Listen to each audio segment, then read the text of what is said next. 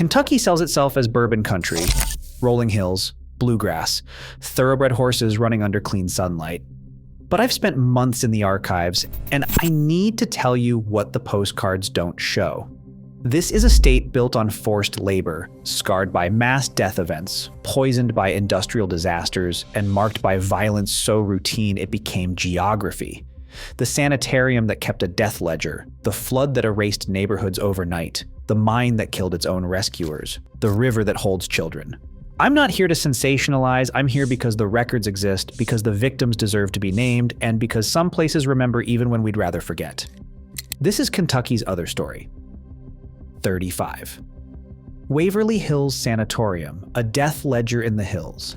There is a tuberculosis hospital in Louisville that operated from 1911 to 1960. What makes it different from folklore is this. They kept records. The patient death index is archived. You can search it by name, by year, by cause. It's not a ghost story. It's a documented list of how many people died in one building over 5 decades, and how a city tried to hide mass illness inside a scenic neighborhood. The archives outlive the rumors. I have seen the ledger. The names go on for pages. 34. Sand Cave. A man trapped, and a nation listening. On January 30th, 1925, cave explorer Floyd Collins became trapped in Sand Cave. His leg was pinned under a boulder in a narrow passage. Rescuers could not reach him. The story became a national obsession. Radio updates, newspaper reporters camping at the surface, crowds gathering to watch a man die slowly underground. He lasted 2 weeks. By the time they reached him, Floyd Collins was already dead. Kentucky's darkness here is not murder, it is spectacle. Disaster, media, and helpless waiting. The cave became a stage, and the country could not look away. 33. Beverly Hills Supper Club. The night Kentucky burned alive. May 28, 1977. A catastrophic fire at the Beverly Hills Supper Club in Southgate killed 165 people, one of the deadliest nightclub fires in United States history. It was a Saturday night, dinner and a show, then smoke in the hallway. Exits that did not work. Victims found near exits that opened inward. I have stood in that parking lot knowing what happened beneath the concrete, and the silence feels wrong. This was not fate. It was crowd density, building codes, and seconds to choose between staying and burning or running into smoke. The victims did not have time to be afraid the right way. 32. Scotia Mine, 2 explosions, 1 rescue. More dead. March 9th, 1976. An explosion deep inside Scotia Mine killed miners. Rescue teams went down to bring them out. Then a second blast happened during the rescue operation. 26 people died in total. The mine became a trap twice. Even the rescuers did not come back. There is no easy way to say this. The ground that was supposed to give them a living took them instead, and when help arrived, the ground took them too. The disaster compounded itself. The second wave killed just like the first. 31. Martin County, the slurry flood nobody drinks from. October 11th, 2000. A coal slurry impoundment collapsed in Martin County. 300 million gallons of black waste were released into underground mines and waterways. Think of it like environmental true crime. The sludge moved through creeks the way a body gets disposed of, slow and methodical, poisoning everything downstream. The water turned black. Fish died. Wells were contaminated. And the thing about slurry is it does not evaporate. It settles. It waits. Decades later, the cleanup is still monitored. Capped does not mean gone. The horror here is administrative. It is not one night of terror. It is generations of not being able to drink from your own land. 30. The Paducah Gaseous Diffusion Plant is a nuclear-related industrial site in Paducah, Kentucky. For decades, it processed uranium. The contamination is documented. It affects soil and groundwater, legacy waste that requires ongoing cleanup efforts. The horror here is invisible. You cannot see radiation, you cannot smell it. Government reports confirm it is there in the dirt and in the water table, moving slowly through land that looks peaceful. Kentucky's beauty above, the chemical math below. This is what they mean when they say invisible hazard. The danger is real. The victims often do not know they are victims yet. 29. Maxey Flats, the radioactive bathtub problem. Maxey Flats was a low-level radioactive waste disposal site. Workers buried drums of contaminated material in trenches. Then it rained. The site became infamous for leakage and for migration. The waste did not stay contained. It moved through soil and into water. Federal oversight increased, and containment required permanent monitoring. I have researched the files, and what I found is this. They did not plan for Kentucky weather. They did not plan for the ground to become saturated. The radioactive material is still there. The bathtub never drained. It just sits full, waiting. 28. Louisville, the 1937 flood that erased neighborhoods overnight. The Ohio River flood of 1937 forced mass evacuation across the region, and Louisville was one of the most affected cities. The water rose fast. Entire neighborhoods disappeared under a brown current. Homes, businesses, victims were recovered throughout the downtown area. The thing about floodlines is they are permanent. Even after the water recedes, the map remembers. I have walked streets in Louisville where you can still see the high water marks on old buildings if you know where to look. Scar tissue. The infrastructure was rebuilt, but the erasure was real. Whole communities were gone. 27. Mayfield, the night the sky stayed on the ground. From December 10th to December 11th, 2021, a tornado outbreak became Kentucky's deadliest modern tornado event.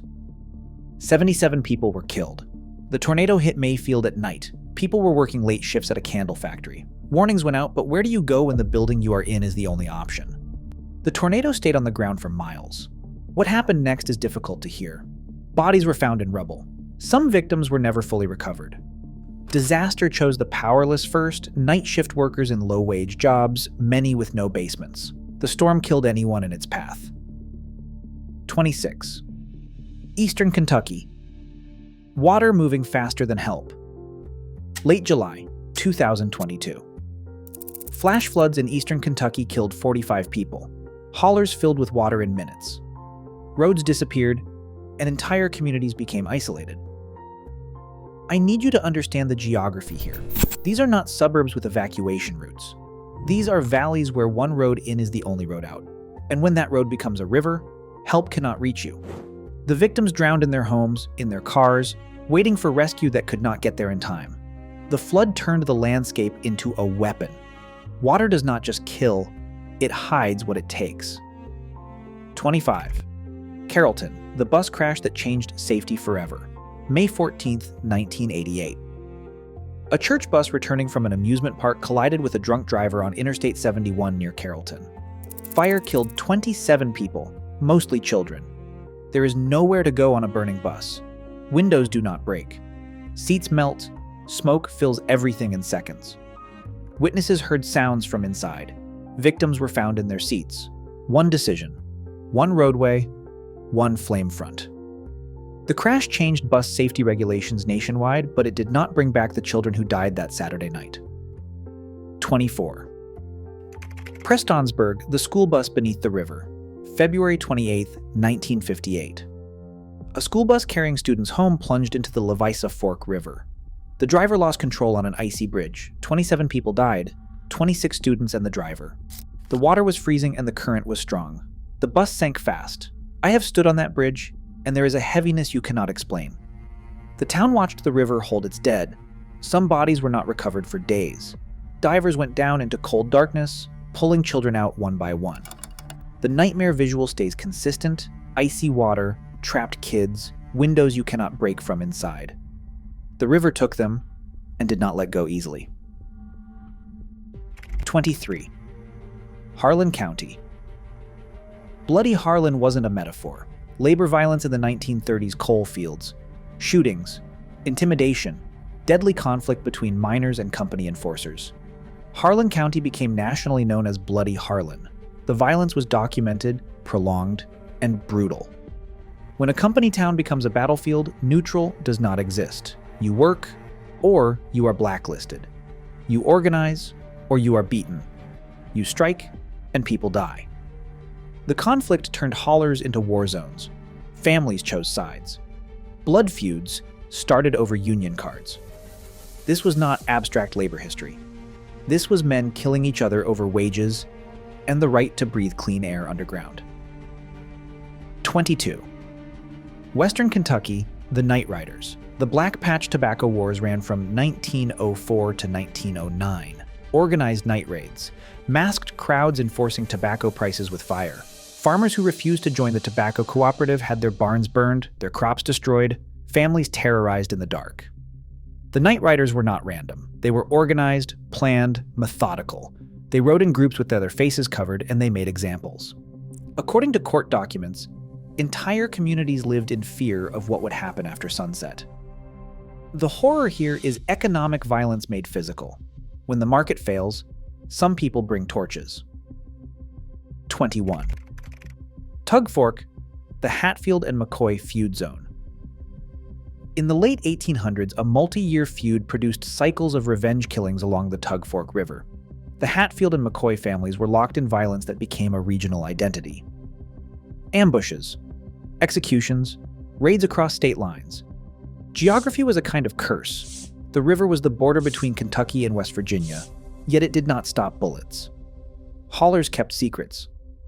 Family names became warnings. Bodies were found in creeks, on ridges, in cabins burned to the ground.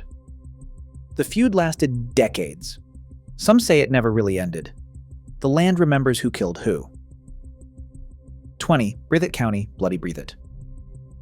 Breathitt County became notorious for violent factional conflict in the late 1800s and early 1900s. Political killings. Courthouse murders in daylight. Armed crowds watching. The violence was so routine it earned a nickname, Bloody Breathitt. Courtrooms turned into execution sites, and business continued. The records show murder indictments that went nowhere and feuds that lasted generations. 19. Camp Nelson National Monument, the Simpsonville Massacre. A documented Civil War-era ambush of Black Union soldiers. Roughly 22 were found dead, and more were wounded. According to National Park Service records, the bodies were scattered along the road. The massacre happened during a time when Black soldiers were seen as legitimate military targets by Confederate sympathizers, even after enlistment. The road itself became a crime scene. Witnesses testified that the soldiers were targeted and killed in an organized attack. It is impossible to stand at that site and not think about what terror looks like when it is organized, when it is targeted, when it is meant to send a message to anyone else who might enlist. 18. Kentucky slavery. The wholesome state built with forced labor. By 1860, Kentucky had hundreds of thousands of enslaved people. The state's wealth, infrastructure, and agriculture were anchored in human captivity.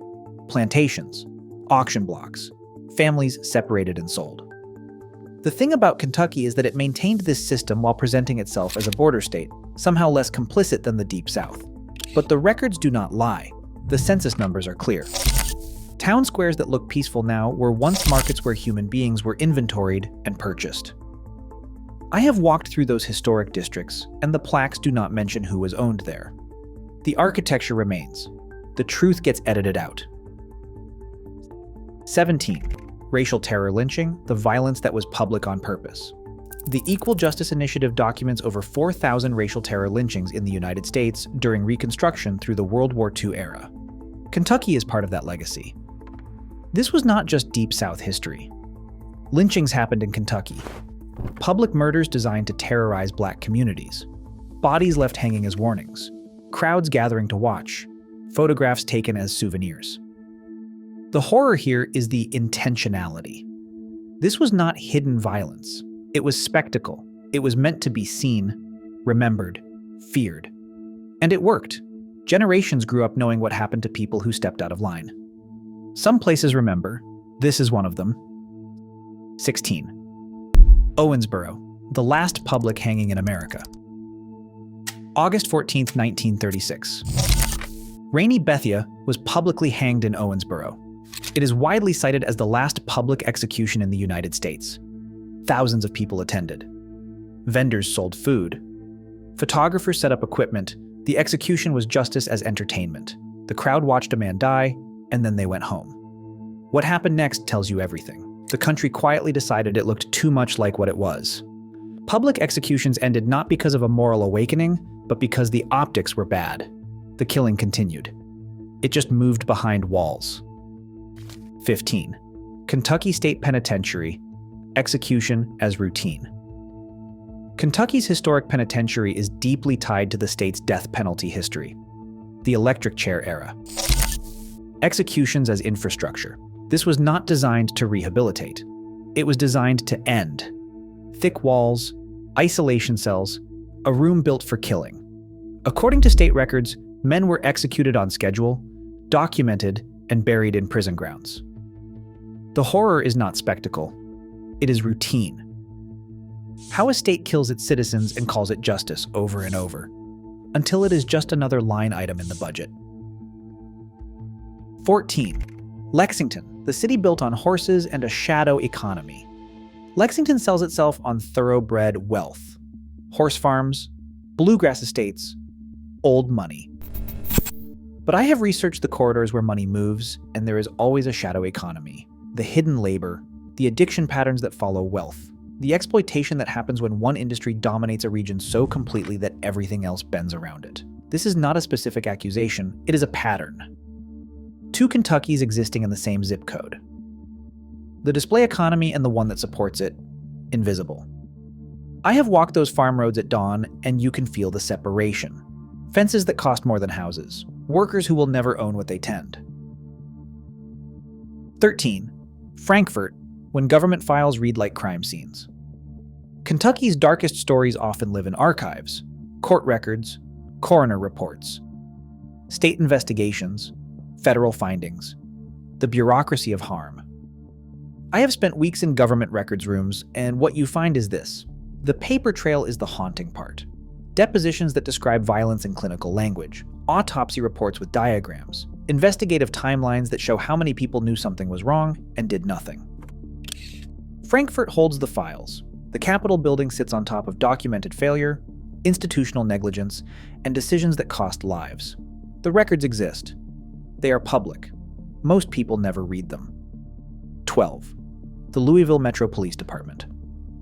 On March 8, 2023, the United States Department of Justice released findings on the Louisville Metro Police Department. The conclusion was reasonable cause to believe there was a pattern or practice of unconstitutional conduct. Excessive force. Unlawful searches. Violations of First Amendment rights during protests. This was not about individual officers. The Department of Justice found the problems were systemic. When the institution that is supposed to keep you safe becomes the recurring threat in the paperwork, that is not a few bad actors. That is policy. According to the report, the violations were widespread, ongoing, and enabled by department culture. The victims were not isolated incidents. They were predictable outcomes. 11. The killing of Breonna Taylor, a modern Kentucky trauma loop. On March 13, 2020, Breonna Taylor was killed during a police raid at her apartment. The Department of Justice detailed allegations about warrant practices. This is institutional failure, presented as true crime. A woman asleep in her own home, killed by systems designed to protect her. It was not random. It was procedure. Warrants, tactics, decisions made in offices that ended in gunfire. Kentucky keeps producing moments where the infrastructure of safety becomes the source of death. 10. Bardstown, the town with too many dead ends. Bardstown became a true crime fixation. Officer Jason Ellis was ambushed in 2013. Kathy and Samantha Netherland were killed in 2014. Crystal Rogers disappeared in 2015. Her father, Tommy Ballard, was killed in 2016 while searching for her. Those cases remain open. The victims knew each other. Small town geography, big town fear. I have driven through Bardstown. The locals will not talk, but their eyes tell you they know. Someone has answers. 9. Kentucky caves, beauty that doubles as a body hiding machine. Kentucky has some of the most extensive cave systems in the world, including Mammoth Cave and hundreds of smaller networks. Their constant temperature, isolation, and perfect concealment create difficult search grids. Bodies in caves can stay preserved for long periods. Scent does not travel, and search dogs lose trails. Darkness is absolute.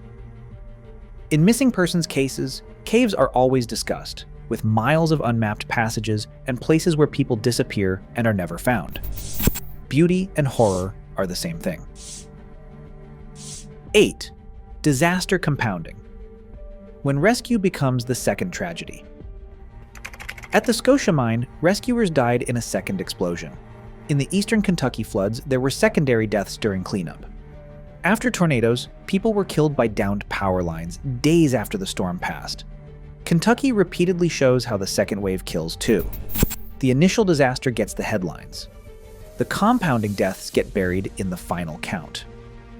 What I found in the reports is this: rescue operations become their own risk events. The same conditions that caused the first deaths are still active when help arrives. Floodwaters are still rising, ground is still unstable, air is still toxic. The people who respond do not always come back.